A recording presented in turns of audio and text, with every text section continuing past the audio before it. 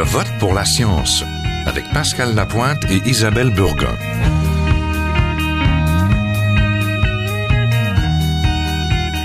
Cette semaine, un journaliste environnemental peut-il s'empêcher d'être militant? Bonjour à tous, ici Pascal Lapointe en l'absence d'Isabelle Burgon. Donc, le journalisme. Rassurez-vous, on va pas couper les cheveux en quatre autour de la question de l'objectivité, parce que les journalistes eux-mêmes, parmi eux, à peu près personne ne croit à l'objectivité. On est tous influencés par notre éducation, notre culture, notre société. L'important est plutôt d'être le plus neutre possible dans la façon de traiter les événements. Mais il n'empêche que par rapport aux médias de nos grands-parents, les journalistes qui donnent leur opinion se sont multipliés. Et avec Internet, on voit apparaître de plus en plus de petits médias spécialisés qui parfois défendent une cause. À partir de quel moment devient-on davantage le militant d'une cause? En particulier quand on parle d'environnement.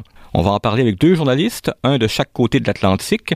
Quelques-uns d'entre vous avaient entendu parler du français Hervé Kempf. Il a été journaliste environnemental depuis les années 80, 15 ans au journal Le Monde, qu'il a quitté en 2013 après une dispute sur la couverture d'un enjeu environnemental, un projet d'aéroport à Notre-Dame-des-Landes, dans l'ouest de la France. Hervé Kempf est alors revenu à ses premières amours, le magazine Reporter, dont il est aujourd'hui le rédacteur en chef. Le magazine s'inscrit dans une tradition de journalisme plus militant, plus engagé. Quant à notre deuxième invité, l'Américain Bill McKibben, il a été journaliste environnemental, lui aussi depuis les années 80, pour divers journaux et magazines. Il a écrit des livres. Plus récemment, il s'est mis à consacrer de plus en plus de temps au militantisme, jusqu'à fonder en 2006 l'organisme 350.org, qui s'est taillé une place importante dans les débats sur le pétrole. McKibben s'est par exemple fait arrêter devant la Maison-Blanche lors d'une manif contre le pipeline Keystone. Il a récemment endossé Bernie Sanders comme candidat à la présidence.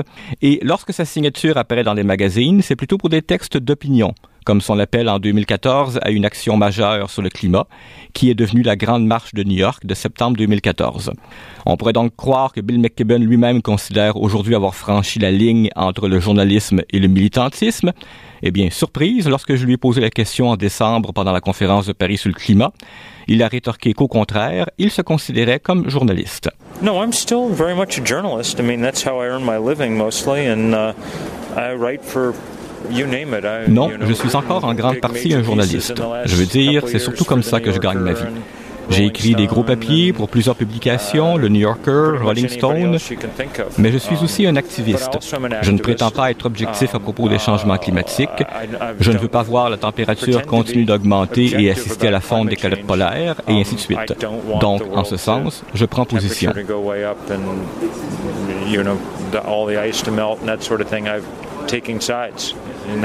Bill McKibben voit-il tout de même une distinction entre d'un côté le désir de neutralité du journalisme et de l'autre côté le désir de défendre une cause? C'est sûr. Je veux dire, je ne pourrais pas être le journaliste qui couvre les changements climatiques au New York Times. Ce ne serait pas approprié. Tout mon travail, quand j'écris, reflète ma compréhension personnelle de la situation dans laquelle nous nous trouvons. Mais cela étant dit, nous vivons dans un monde où vous ne pouvez pas vous en sortir en disant n'importe quoi, puis en prétextant que c'est juste votre opinion. 10 000 personnes sur Internet vont rapidement pointer que si c'est faux, c'est faux.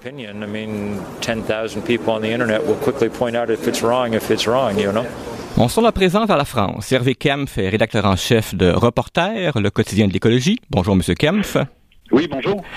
Alors, je rappelais, M. Kempf, dans le préambule, que vous avez quitté un emploi assez prestigieux au journal Le Monde autour d'une dispute sur la couverture à accorder à un sujet environnemental qui secoue la région de Nantes depuis très longtemps. Et comme je disais aussi dans le préambule, on ne veut pas s'empêtrer dans cette émission sur un débat sur la notion d'objectivité. On admet tous que le journaliste n'est pas un robot dénué de sentiments. Mais on s'entend sur le fait qu'en général, il y a une frontière entre le désir de neutralité, d'impartialité du journaliste et le désir de défendre une cause qui est propre aux militants. Dans ce contexte, pour aider nos auditeurs à vous situer, est-ce que vous feriez une différence entre votre travail de journaliste environnemental ou de militant et celui de votre collègue Bill McKibben? Non, d'abord, moi je ne suis pas militant, je suis journaliste environnemental, et quand il y a eu un débat avec Le Monde que j'ai fini par quitter, c'était pas parce qu'il y avait un différent, c'est parce qu'il me censurait. La rédaction chef me censurait et m'empêchait de mener mon travail d'enquête. Donc ça, c'est le premier point. Moi, je suis journaliste sur l'écologie, avec une ligne rédactionnelle claire qui est de dire que la question écologique est la question essentielle de notre début d'époque. Et paradoxalement, je ne suis pas comme Bill McKibben, qui était un très bon journaliste, mais qui maintenant est militant et activiste, lui est militant, moi en quelque sorte je ne le suis pas. Votre magazine Reporter se définit comme impartial et non partisan. Non partisan en ce sens qui est pas lié à un parti politique, mais impartial dans le contexte où Reporter se définit aussi comme étant en empathie avec les mouvements écologistes, altermondialistes. Est-ce qu'on ne devrait pas quand même parler d'une partialité qui s'assume? C'est pas une partialité, c'est une ligne rédactionnelle, je le répète. Nous disons que la crise écologique est le phénomène politique, humain, économique essentiel de ce début du XXIe siècle. Et donc on regarde le monde à partir de ce présupposé, mais on est de la même manière que par exemple le Financial Times, pour prendre un exemple anglophone, qui est un bon journal, qui est un très bon journal, mais qui dit l'essentiel c'est l'économie, c'est la croissance, c'est le capitalisme. Donc le Financial Times s'est engagé de cette manière parce qu'ils ont une ligne rédactionnelle claire, ce qui les empêche pas de faire du bon journalisme. Nous, c'est de la même manière. On a une ligne rédactionnelle qui est claire, que nos lecteurs connaissent bien. Ça ne nous empêche pas de faire du journalisme et j'espère que ce journalisme, il est de qualité. Est-ce que c'est donc l'environnement qui constitue un cas particulier? C'est la question que j'ai aussi posée à Bill McKibben. Peut-être, un peu.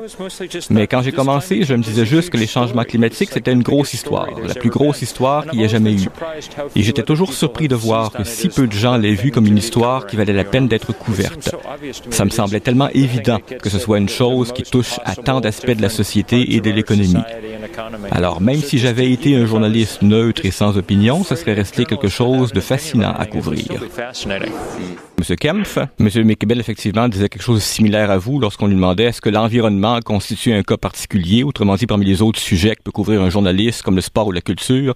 Est-ce que le fait de choisir l'environnement est déjà en soi une prise de position? Et en un sens, vous venez de faire ce comparatif-là avec l'économie. Il y a une sorte de prise de position ou de ligne éditoriale, dans le cas du Financial Times, qu'on peut comparer à celle de Reporter. Tout à fait. Je lisais que c'était pour vous Tchernobyl qui avait été l'impulsion pour commencer à couvrir l'environnement, mais longtemps vous n'avez pas fait que ça. Vous avez aussi couvert la science et la technologie au Courrier international et dans le magazine La Recherche.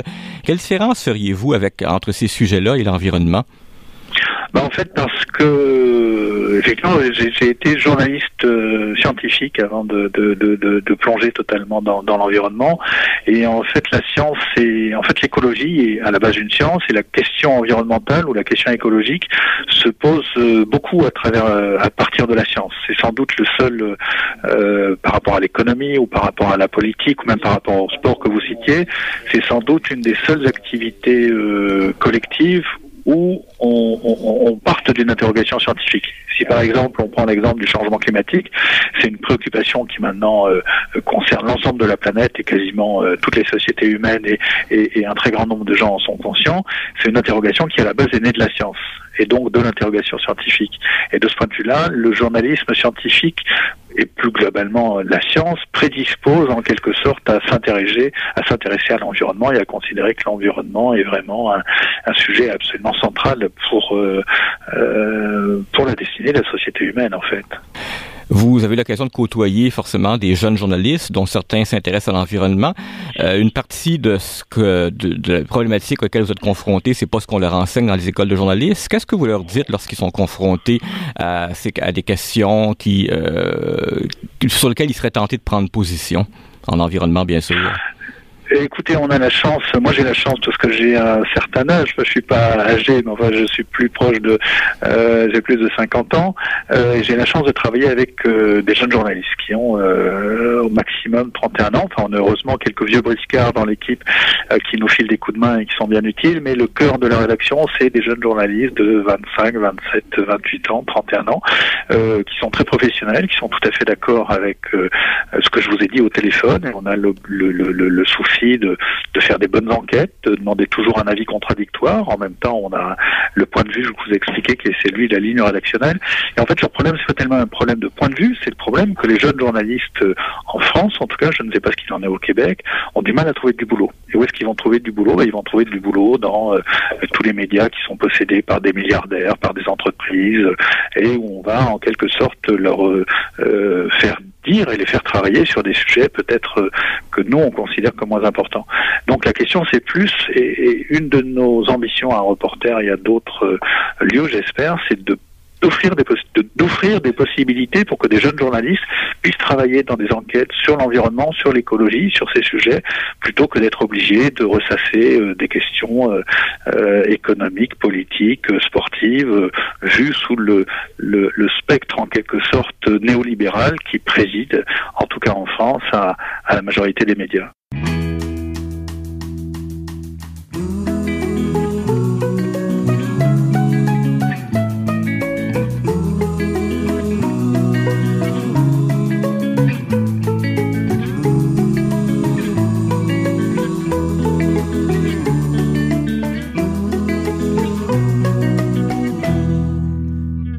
Bill McKibben a pour sa part écrit dès 1989 un livre qui continue d'être cité comme un modèle 25 ans plus tard dans le monde anglophone, The End of Nature, La fin de la nature.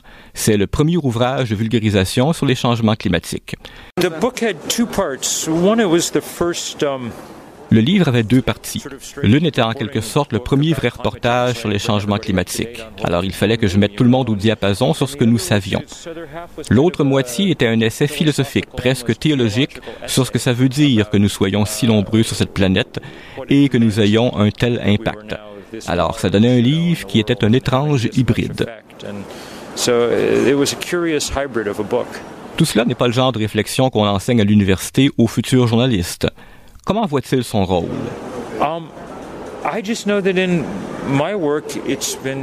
Tout ce que je sais, c'est que dans mon travail, ça a été nécessaire pour moi d'essayer de faire partie de la solution à ces problèmes, tout autant que d'essayer de décrire les problèmes. Ça m'a pris du temps pour le comprendre. Je veux dire, je pensais, comme la plupart des auteurs, que les mots étaient extrêmement importants, et ils sont très importants. Mais j'ai longtemps pensé que nous étions engagés dans un débat et que si on écrivait plus de livres et donnions plus de conférences, nous gagnerions le débat et alors nos politiciens feraient ce qu'il faut faire. Et puis, à un moment donné, j'ai compris que nous avions gagné le débat depuis longtemps. Ce que nous perdions, c'était la bataille. Parce que la bataille n'était pas à propos des données, elle était à propos de pouvoir et d'argent, comme toutes les batailles. Je peux parfois être très découragé. Je veux dire, La fin de la nature, ce n'était pas un titre très joyeux pour un livre. Mais nous sommes en train de construire des mouvements et nous commençons à avoir des changements dans les actions et les gestes de nos gouvernements. Assez pour nous donner envie de revenir et de continuer à en demander plus. As we've built movements, at least we've begun to see some shift in action and work from our governments. So enough to keep us coming back for more. En mars 2015, le quotidien britannique The Guardian a lancé une campagne de presse comme on en voit rarement. Une campagne contre les compagnies responsables des émissions à gaz à effet de serre et contre ceux qui investissent dans le pétrole. La campagne était intitulée Keep It in the Ground. L'instigateur de cet effort était le rédacteur en chef Alan Grossbridger, un vétéran de 30 ans qui a invoqué que le réchauffement climatique était l'enjeu le plus important de notre époque. Et il se trouve que l'une des personnes qui a contribué à convaincre Alan Grossbridger, c'est Bill McKibben. Ça n'a pas été du tout difficile. Il a tout de suite compris ce dont il était question et le Guardian a embarqué avec un poids énorme. Ça a été l'une des plus remarquables croisades journalistiques des dernières années. Quelque chose de très, très important. Grossbridger est, à mon avis, l'un des plus importants rédacteurs en chef de notre époque. Mais cette prise de position du Guardian pose la question de la différence entre les traditions nord-américaines et européennes de journalisme. En Amérique du Nord, on affiche moins ses opinions et de l'avis de Bill McKibben, une telle campagne de presse dans un grand quotidien nord-américain serait impensable. Vous savez, dans les journaux américains, cette sorte de choses serait limitée aux pages des lecteurs, les pages d'opinion. Donc, je ne peux pas penser à beaucoup de journaux qui feraient ça. Mais il y a maintenant des sites web qui sont très lus et qui font exactement ce genre de travail. Monsieur Kempf, qu'est-ce qu'il en est en France? Est-ce que ce serait plausible qu'un grand média français lance une campagne de presse contre le pétrole? Mais non, c'est impossible et pour une raison très simple. C'est pourquoi le Guardian l'a-t-il fait? Parce que le Guardian est un des très rares journaux dans le monde, en tout cas en Europe, et peut-être aux États-Unis, en Amérique du Nord, à être indépendant. C'est-à-dire que le Guardian n'appartient pas à une grande entreprise, n'appartient pas à des milliardaires, n'appartient pas à des grands groupes financiers. En France, vous n'avez plus de grands médias qui soient libres de ce point de vue-là. Par exemple, vous citiez Le Monde, ça appartient à un milliardaire des télécoms, Le Figaro, ça appartient à un autre milliardaire, etc.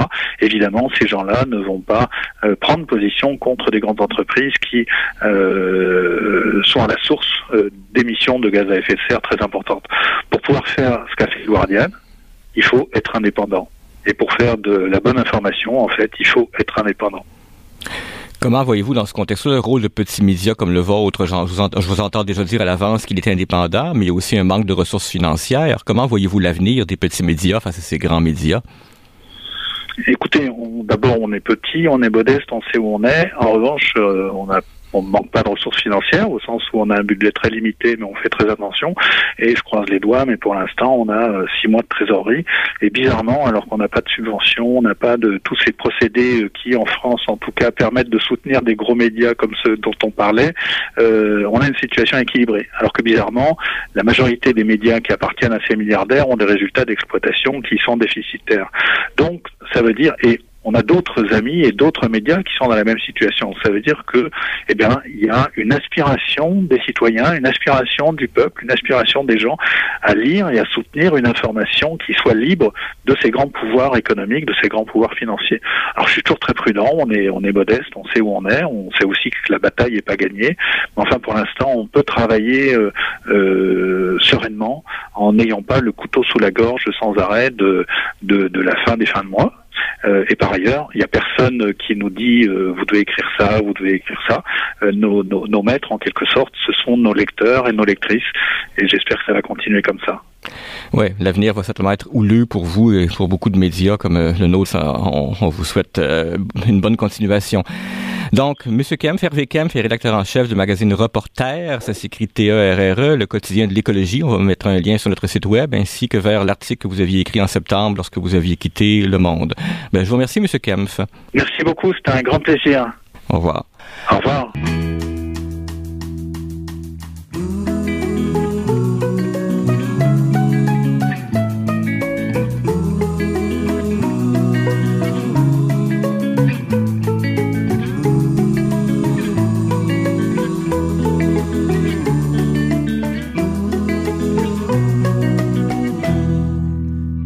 On est maintenant rejoint par Marc-François Bernier. Il enseigne le journalisme à l'Université d'Ottawa. Il étudie tout particulièrement les questions d'éthique et dans les parcours d'Hervé Kempf ou de Bill McKibben, on a tourné pas mal autour de ce que certains considéreraient être des problèmes d'éthique. Marc-François, je te pose pour commencer la même question générale qu'à Bill McKibben et Hervé Kempf. Est-ce qu'il y a une ligne à tracer entre le désir de neutralité, d'impartialité du journaliste et le désir de défendre une cause qui est propre aux militants? Il y a une ligne à tracer. La ligne à tracer, à mon avis, c'est le fait de bien en informer le public à qui on s'adresse. Je pense que c'est l'obligation première. Le journalisme engagé, il y a 2-3 termes pour ça, le journalisme engagé, plaidoyer, advocatif, ça a toujours existé. Mais l'important, c'est que le public sache à quoi il a affaire, qu'on lui passe pas en contrebande des opinions sous l'apparence de faits. Donc ça, je pense que la ligne à tracer, elle est là, parce qu'au fond, on peut, au nom de la liberté d'expression, on peut pas empêcher quelqu'un de faire valoir ses opinions. Mais comme journaliste, par exemple, il y a des obligations de transparence puis d'imputabilité à ce sujet-là pour pas induire le public en erreur. Alors, la position de Bill McKibben, il a créé un groupe de défense sur l'environnement, il a marché devant la Maison-Blanche contre le pipeline, mais il se qualifie encore de journaliste quand il écrit des textes. Dans sa logique, ça pourrait se défendre puisqu'on sait où il se situe. Tout à fait. À partir du moment où, dans chacun de ses textes, quelque chose du genre, il y a comme un avertissement, une étiquette là, qui avertit bien ses lecteurs, parce qu'on ne sait jamais à quel lecteur on s'adresse. Fait que je pense que ça... Il y a une obligation d'étiquetage puis de transparence. Mais comme je vous le mentionnais, le journalisme engagé d'opinion, ça a toujours existé. Au fond, le journalisme d'information neutre, le modèle nord-américain, il a existé pendant 100 ans, pendant le 20e siècle. Avant ça, c'était du journalisme d'opinion essentiellement, depuis le début de la presse. Donc, on revient à certaines pratiques ancestrales en ce moment. Puis, si on regarde justement le journalisme dans son ensemble, pas juste l'environnement, est-ce que dans le milieu professionnel, cette hybridation dont tu parles, est-ce que c'est un phénomène en croissance en ce moment avec la montée d'Internet et de toute la possibilité à chacun de créer son propre média? Oui, je pense que c'est difficile à mesurer, là, mais je crois qu'il y a une tendance à vouloir mêler l'opinion, le commentaire, la description factuelle ou neutre des faits, là. Ça, il y a beaucoup de ça. Même dans la presse qu'on dit traditionnelle, là, d'abord, il y a de plus en plus d'opinions, puis de moins en moins de nouvelles neutres, factuelles, qu'on dirait. Il y en a de plus en plus. Et le problème, c'est toujours que, d'abord, il y a la transparence, mais je vous dirais aussi que Moi, les enquêtes que j'ai, c'est quand on compare les journalistes français, qu'on dit plus tournés vers l'opinion versus les journalistes québécois qui se disent plus tournés vers le modèle nord-américain. Quand on compare leur crédibilité auprès des publics, on se rend compte que les journalistes français sont moins crédibles. Et ça, c'est intéressant de voir que les gens veulent des faits aussi. Quand ils ont l'impression de se faire toujours dire quoi penser, ça nuit à la crédibilité du message. Je suis pas sûr que ce soit une si bonne idée que ça, toujours d'être sur le mode de journalisme engagé. Je pense que c'est pas nécessairement une bonne idée. Est-ce que l'environnement pose un problème différent? Autrement dit, est-ce que pour un journaliste, couvrir l'environnement, c'est pas déjà en soi une prise de position plus que le sport ou la culture? Moi, je dirais pas nécessairement. Il y a plusieurs... Je pense que l'environnement, le principal avantage ou ce qui est très séduisant pour un journaliste, c'est la variété, la diversité des enjeux, des problématiques, des discours, des sources d'information, de la dimension scientifique aussi, puis bien sûr, toutes les conséquences de l'environnement sur la vie planétaire, la vie des sociétés. Je pense qu'au contraire, on n'est pas obligé d'être quelqu'un qui fait de devenir un persuadeur ou quelqu'un d'engagé quand on parle de ça, mais ça se peut que en raison de la tradition des écologistes des années 60-70, qu'il y ait cette teinture-là ou ce préjugé-là envers les journalistes à l'environnement. Mais je pense que la meilleure façon de servir l'environnement ou servir le droit du public à l'information en environnement, c'est pas nécessairement de répéter les mêmes opinions, c'est de donner des faits qui éclairent le jugement public. Et puis, à ce sujet-là, je voudrais ajouter que quand on a des convictions profondes, comme journaliste, par exemple, une conviction environnementale très profonde, ou d'autres, là, en politique, ça peut être de gauche ou de droite, souvent, ça favorise le biais de confirmation, puis ça fait en sorte que le journaliste ne va pas s'exposer à des contre-discours, à des contre-preuves. Et ça nuit au droit du public à l'information. Je pense que dans tous les cas, il faut penser au droit du public à l'information. Avec le Guardian et sa campagne Keep It in the Ground, on passe à un autre niveau. Là, c'est plus juste un journaliste, c'est toute une institution, un journal avec ses 194 ans d'histoire qui met toute sa crédibilité dans la balance. Comment est-ce que l'éthicien réagit? L'éthicien se demande d'abord comment cet engagement d'entreprise-là percole jusque chez le journaliste. Quelle est l'attitude? En quoi ça peut jouer sur l'autonomie journalistique dans la salle de presse?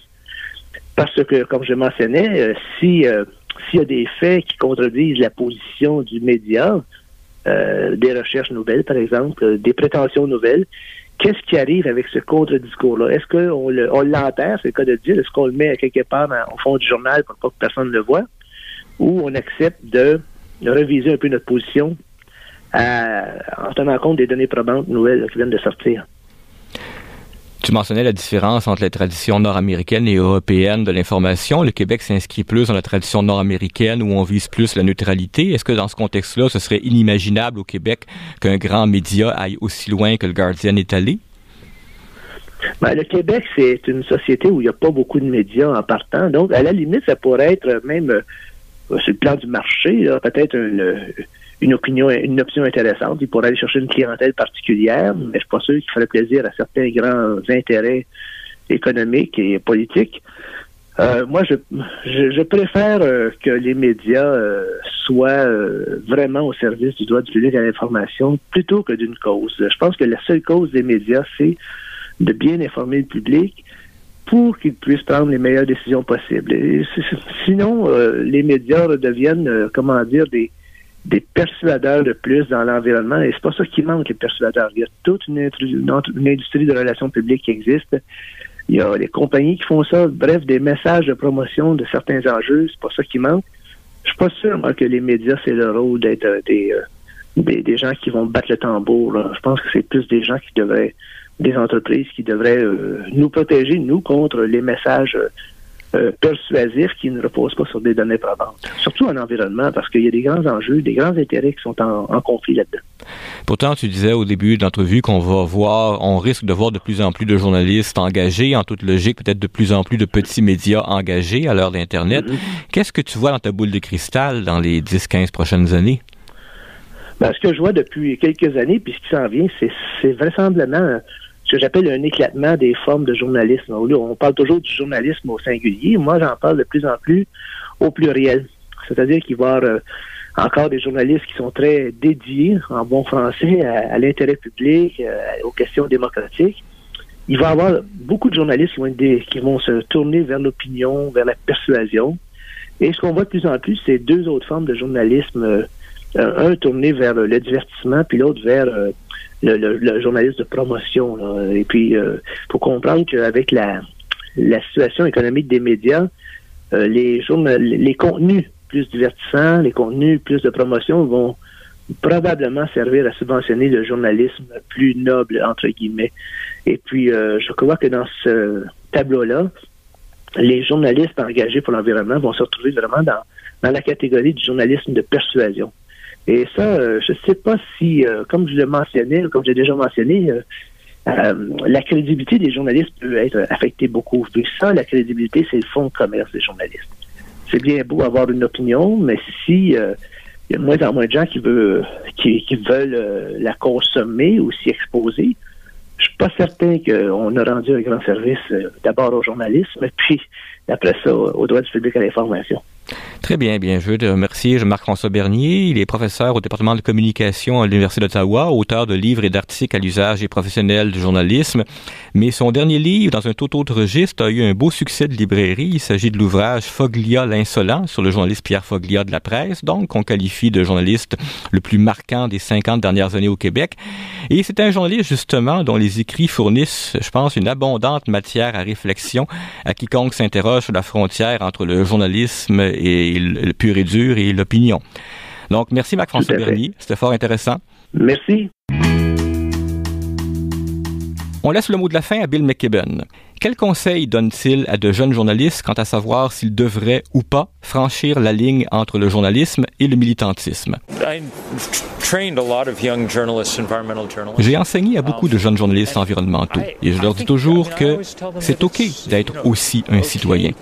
Devenir un journaliste ne signifie pas que vous abandonnez votre vie de citoyen. Et nous avons de très importants problèmes sur cette planète dont nous devrons nous occuper comme citoyens. Alors j'espère que plusieurs d'entre eux seront engagés, pas seulement dans leur travail de 9 à 5, mais dans l'ensemble de leur travail. C'est tout pour cette semaine. Je vote pour la science est une production de l'agence Science Presse avec Radio-VM. À la régie, Daniel Fortin et Cédric Kalima. Vous pouvez réécouter cette émission sur le site de Radio-VM et sur celui de l'agence Science Presse. Vous pouvez nous suivre sur Facebook et sur Twitter. À la semaine prochaine. Jin Jiahua est un chercheur typique de ceux pour qui les progrès de la bioinformatique ont préséance sur le sens biologique et pour qui la grosse science constitue la seule logique. On y parle de génome, de transcriptome et de spliceosome, de traductome, de protéome et de foldéome.